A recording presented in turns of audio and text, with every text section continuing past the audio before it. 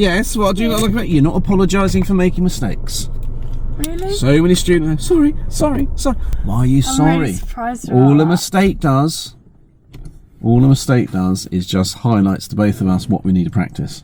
Could we please ask you a favour? Now, currently, only 25% of our viewers are subscribing. We would absolutely love to get this to 50%. It's free to subscribe and it makes such a difference to us. If you enjoy watching our videos, please just hit the subscribe button and it will do us such a good favour. And it'll really make our channel grow. Okay, let's have a scenario. This is what we're going to do for tonight. I think I've done enough here as a little moose-boosh. What you've done is brilliant. So I'm going to talk to you about how we're going to deal with mistakes going forwards and how we learn from mistakes. So if you learn from a mistake, it's not a mistake. If you do the same thing over and over again, don't learn from it. It's Einstein's theory of madness. Yeah. Why is it going to be different if you don't change things? So this is my scenario. I have got a student, imaginary student, and he comes in here and he cuts the corner. Turning right. Okay. Now, what would happen if you cut the corner turning right? Might crash the car that's there. Yeah, head on smash, isn't it? There. Now, school of mum and dad, very good at ID mistakes. You cut the corner, turning right. And what is generally school of mum and dad's remedy? Next time, don't cut the corner turning right. Well, that's no good to anyone, man or beast. All you've done is spot a symptom. Okay. Now then, what you do need to do if you make a mistake is ID the severity of the problem. You just told me, what happened if you cut the corner? You'd might have a head-on smash with a car or a cyclist. In terms of scale of seriousness, that's pretty serious. Yeah. That's a good one to resolve then, isn't it? Yeah. The other thing of school of mum and dad, they're very good at resolving non-problems. Oh, we've been working on lovely smooth gear changes. Well, lovely smooth gear changes don't kill us. They're just a bit annoying. No, yeah. That's going to sort itself out over time with muscle memory. You know, things like that. So, how do we get what we need to do to resolve any problem, and in fact any problem in life, is get to, this is where the NHS cock up everything, what you need to do is to get to the root cause of the problem and don't deal with the symptom. Okay. So, how do you get to the root cause of the problem? We ask one little word over and over again until you can't answer it anymore, and that word is why. Yeah. So here's my conversation with my imaginary student. It cuts the corner, turning right. Well, okay, let's pull over, blah, blah, blah. Right, you know what you did then? You cut the corner, turning right. Yeah. What could have happened? It could have been a car around that corner. Yep, okay. Now, why did you cut the corner, turning right? And the student always says the same thing. I don't know. Okay, so let's think it through. The reason they've cut the corner, turning right in this imaginary scenario is because they're going too quickly. Okay. So therefore, if they're going too quickly, they can't do a nice arc. They've had to cut the corner because of the severity of the centrifugal force or whatever. Good. Now, a good school of mum and dad will spot that and say, next time, slow down. Yeah. That's not the root cause of the problem. Okay, let's run it through with my imaginary student. Right, you cut the corner turning right. Yeah, why did you do that? I was going too fast. Okay, worked out this time. Yes, that's correct. Why are you going too fast? I don't know. Okay, if you're going to, I know the root cause of the problem. I say to my student, how long does the hazard routine take from beginning to end? In fact, I'm going to ask you, how long does the hazard routine take from beginning to end? Let's get a stopwatch. Going, mirror, signal, sort the position, off the gas, slow it down, look, assess, decide, and go. So it's about 8 seconds. I was a little bit slow, it's about 8 seconds. Okay, if I was going to do a fancy calculation, which I'm not going to do now, it would work 70 metres to cover that distance coming in. Okay. Because I'm working out that 30 miles an hour, travelling at 13 metres per second. Anyway, Maths.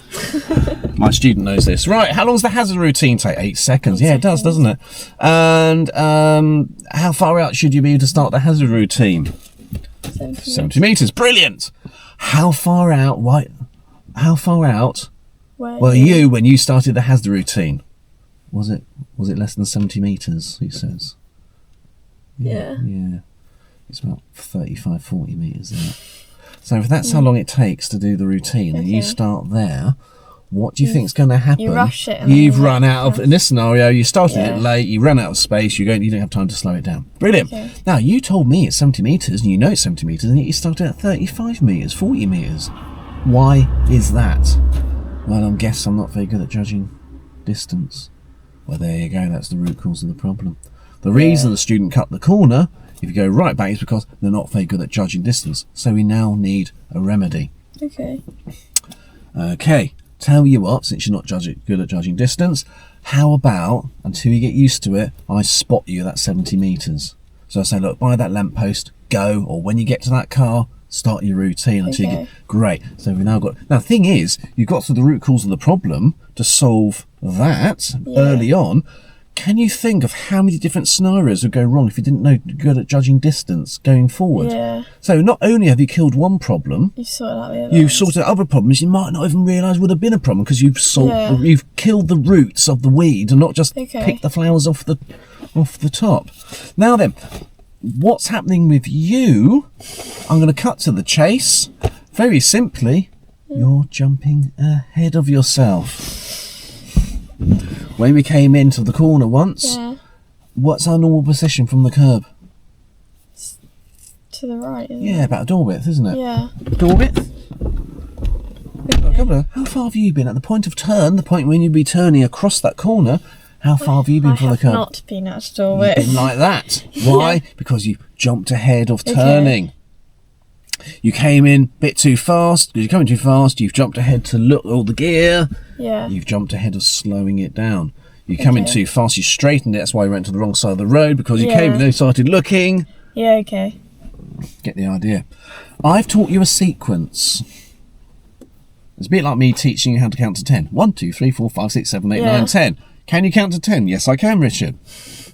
Okay, there's only one scenario. So it's not as if you don't know the education, it's the application.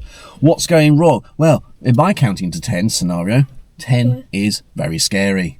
I'm going to commit myself into a new road. And as it gets closer to 10, 10 gets closer, 10 gets bigger, and we jump ahead of ourselves. So it's a bit like, you know, jumping ahead, doing ahead. It's a bit like going, right then, come on in, Eva, can you count to 10 for me? And you go, 1, 2, 3, 4, 10. Okay. Okay, have another go. 1, 2, 3, 4, 10. What's going to happen if I ask you to do the same thing again? The same thing will happen again. Okay, Eva. We know how to count to 10. It's not an education problem, it's an application problem. What comes after 4? 5. Okay, now then, next time we do it, you're getting to 4 quite happily, aren't you? Yeah, you're getting to 4 really, really well every single time. Then is it better to focus just on 5, or do you want to focus on 5, 6, 7, 8, 9 and 10? What would be easier? Just 5. That's 5. Okay, have another go. So 1, 2, 3, 4, 5, 10. Okay, we've got to 5. What comes... 6. How far are we getting? We're coming down here, we're doing mirror, we're doing signal, position, and then we're slowing it down, we're starting to drift over. So I want you to now focus on staying in a straight line and slowing it down. What happens at the point of turn? I don't care. If you can work it out, brilliant, go for it. But we're going to focus on just staying on a straight line and slow it in a straight line. Let's give it a go. I'm not sure how much time we've got left. Thank you very much for watching. So do remember, please like and subscribe and press notify.